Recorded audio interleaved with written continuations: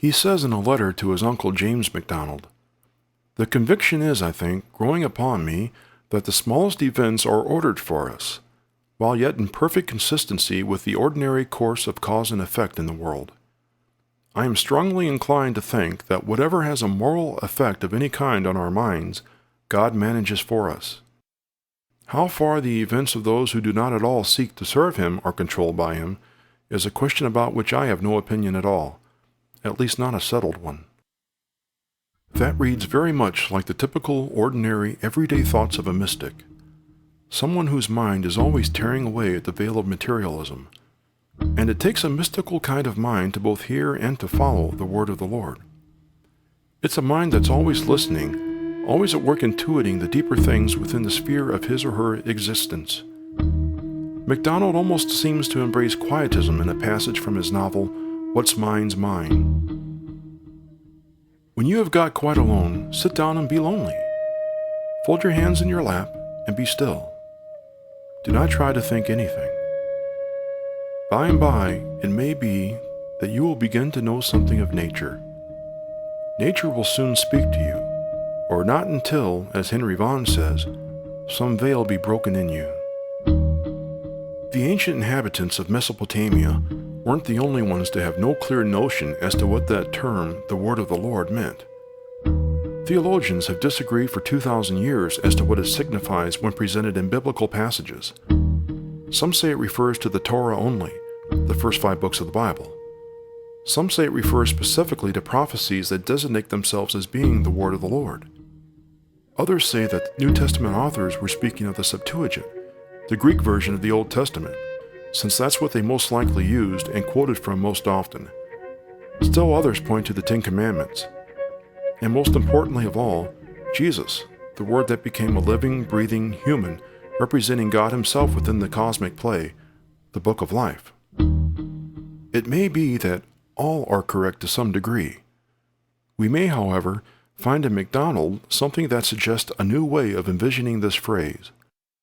When Abraham heard the word of the Lord, he was told, or perhaps intuited, that he was to get up and go to a land that I will show you.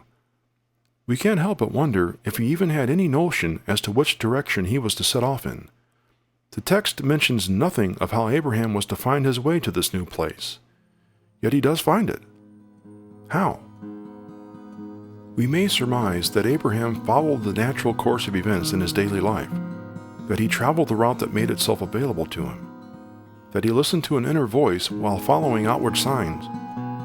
This is exactly what Phantastes does in Phantastes. And when he begins to meander off course, a situation will present itself that tells him he's off track, and a better path choice will open up to him.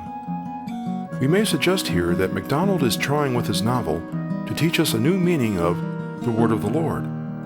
It is very simply a path.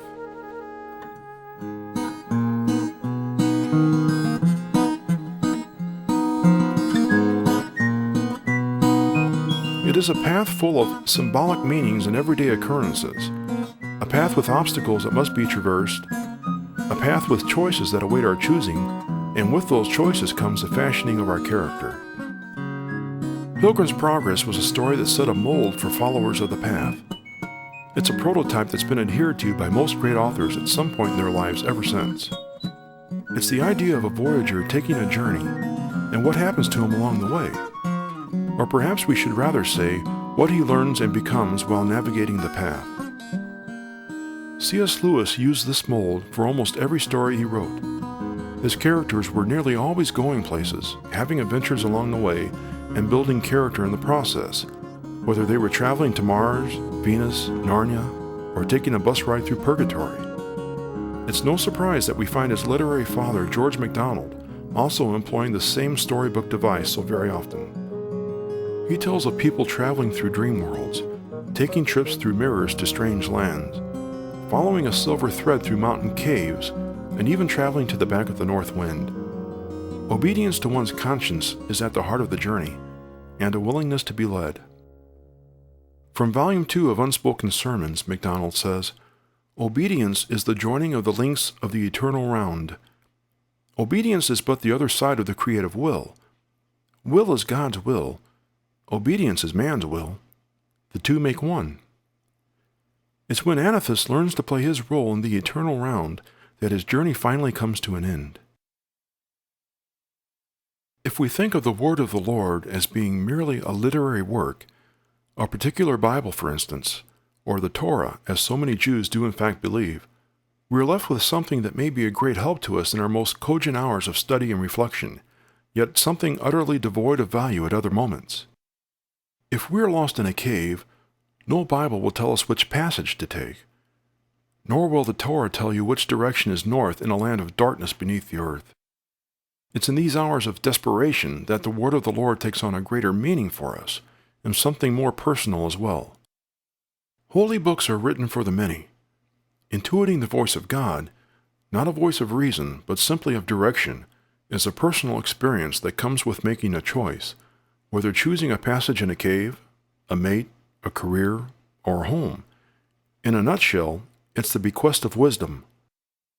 We may find several choices available to us at times that seem equally agreeable or disagreeable, with no clear way of deciding between them.